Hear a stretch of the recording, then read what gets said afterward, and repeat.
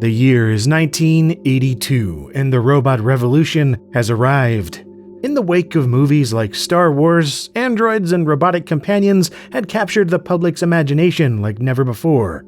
As a result, there were dozens of entrepreneurs and startups attempting to capitalize on this high-tech obsession, with one of the forerunners being the Android Amusement Corporation. Their electromechanical creations were conceived as fun entertainment devices built to dazzle the public at trade shows and get-togethers. But by 1982, one of their bots, known as the DC-2, was making headlines for everything from participating in legal protests to serving drinks in the Playboy Mansion to being apprehended by the Beverly Hills Police Department in what was likely the first robot arrest ever. What happened? This is LGR Tech Tales, where we take a look at noteworthy stories of technological inspiration, failure, and everything in between. This episode tells the tale of the Android Amusement DC-2, Robotic Outlaw. Our story begins in 1978 with the Android Amusement Corporation of Arcadia, California. Previously known as Games People Play, Android Amusement was the brainchild of Mr. Gene Beely, a 38-year-old journalist who'd become fascinated with the world of electronics after covering a speech by science fiction author Ray Bradbury. Previously, this company focused on maintaining video arcade cabinets and pinball machines, but on becoming the West Coast representative of Quasar Industries Incorporated, who built sales promotional androids, having the word Android in the new company name seemed fitting. Amusement was a key part of the name as well, emerging from Mr. Beely's personal philosophy on their Android products, and that was that they were amusement devices, show robots, which he called mobile entertainment centers. Several companies with promises of autonomous android servants and domestic robots had failed to meet expectations already, and Beely wasn't keen on misleading anyone. The first bot they sold was Quasar Industries' Klaatu, a 240-pound, 5'4" tall machine that was available to rent for trade shows, parties, county fairs, and anyone who had between $700 and $2,000 a day to spare. Klaatu could be outfitted in various bodies depending on the venue, but the idea remained the same. It was a remote-controlled machine that could be rolled around to talk with patrons and crack jokes with sci-fi flair. But it wasn't long before Android Amusement severed ties with Quasar and began development on their own androids. Initially, this was done with the help of Mr. Ray Raymond, a designer of restaurant equipment who'd contacted Beely after reading an article he'd written about robotics. Their first bot was one they named Argon, a 300-pound, 5-foot-tall machine that initially cost about $50,000 in parts to produce in 1979. Much like Klaatu before it, Argon wasn't a robot in the strictest definition, seeing as it wasn't autonomous, but was rather a remote-controlled entertainment machine. Argon was packed with electronics to let it move around, turn its head, move its arms, and play computer games on a small CRT TV in its chest. The whole setup was controlled remotely by an operator just out of sight, and the voice that came from it was spoken by the operator through an inconspicuous wireless mic and broadcast through Argon.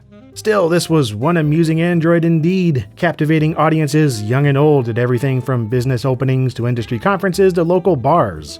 People may write him off as a space-age Mickey Mouse now, but he's the wave of the future, said Beely in 1979. It's like the Wright brothers building the first airplane. The possibilities are limitless with robots. And they certainly didn't limit their robots to looking like robots either, as another early offering from his company was a pair of motorized mannequins called Adam and Andrea Android.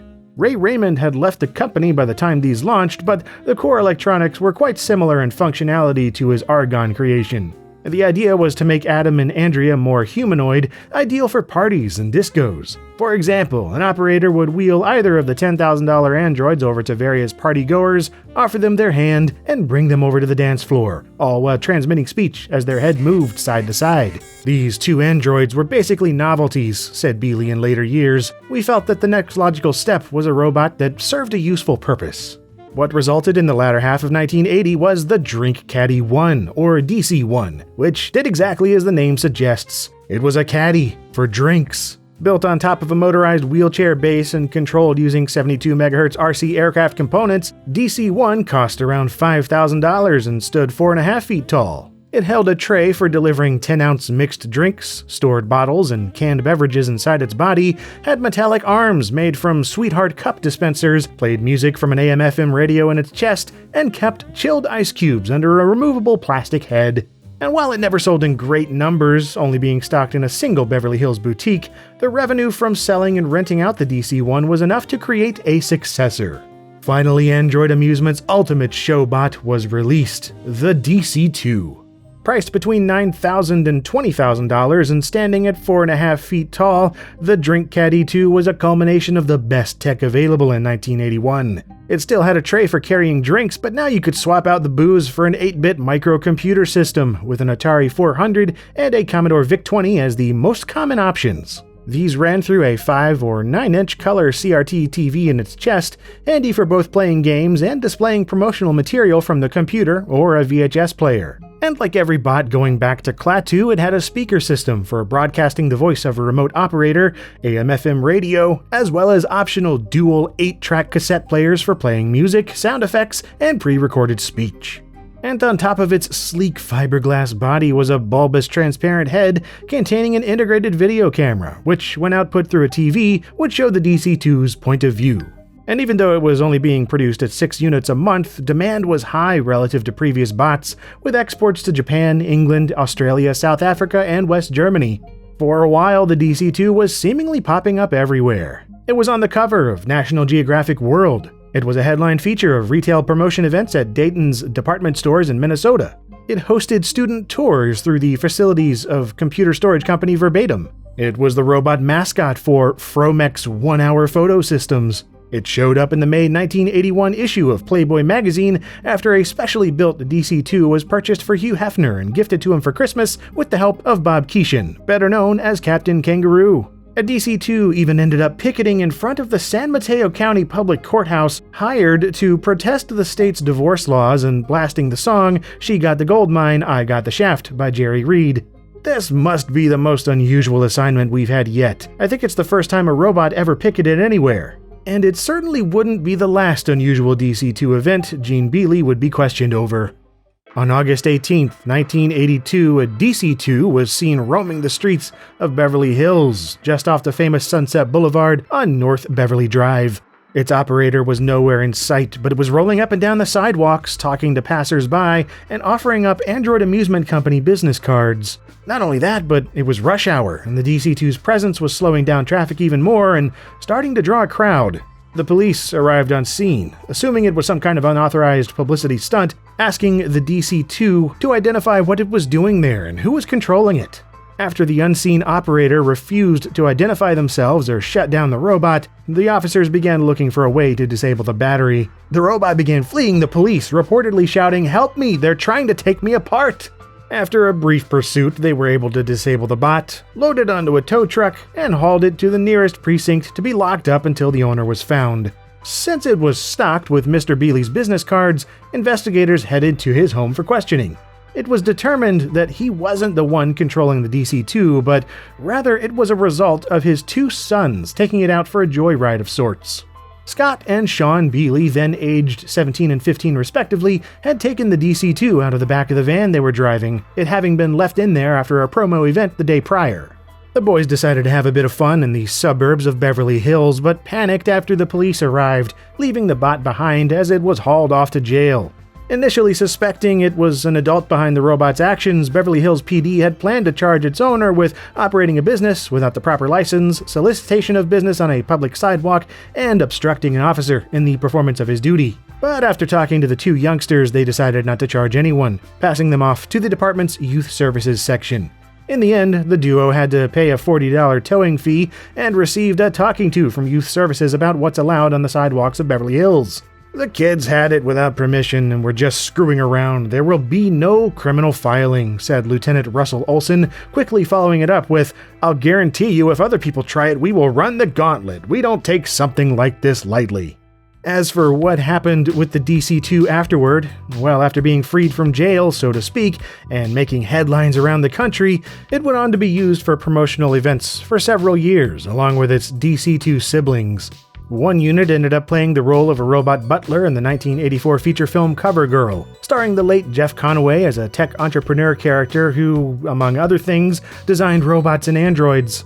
DC-2s were repurposed for use in TV shows as well, like episode 20 of the third season of the show Hill Street Blues, where a unit they called the TK-4600 was outfitted in armor plating and weaponry. Another DC-2 received a fancy tuxedo-clad overhaul, referred to as Mr. Telebot, which roamed conference center hallways and danced to Bruce Springsteen songs at the 1985 Robot World Congress. But this popularity peaked in the mid-80s, with Android amusement losing momentum as public interest moved on. Ray Raymond, the company's original robot designer, ended up working on other robotics-related products under Animation International, like the 15-foot-tall Blastar spaceship prototype, a smoke-filled maze filled with robots that participants blasted with lasers. That was the idea, at least, if this $250,000 amusement device was ever produced. And Gene Beely continued his career in journalism, founding, editing, and publishing the Country News publication in Morgan Hill, California, and authoring a monthly article for C magazine from his 28-foot yacht floating in the California Delta. He also made the media rounds in the mid-2000s for his alternate recordings of Johnny Cash's famous 1968 At Folsom Prison performance, as well as writing a 234-page biography on Ray Bradbury, the author who'd inspired his foray into electronics in the first place. But the DC-2 robots and the company behind them gradually faded into obscurity, while the idea of a robot revolution was once again relegated to science fiction.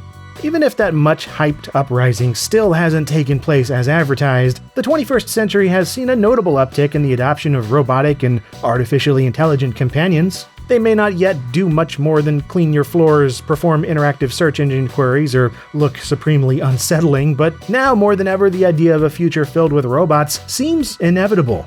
Only time will tell, though, if one of these modern machines will ever claim the honor of being incarcerated by police in Beverly Hills.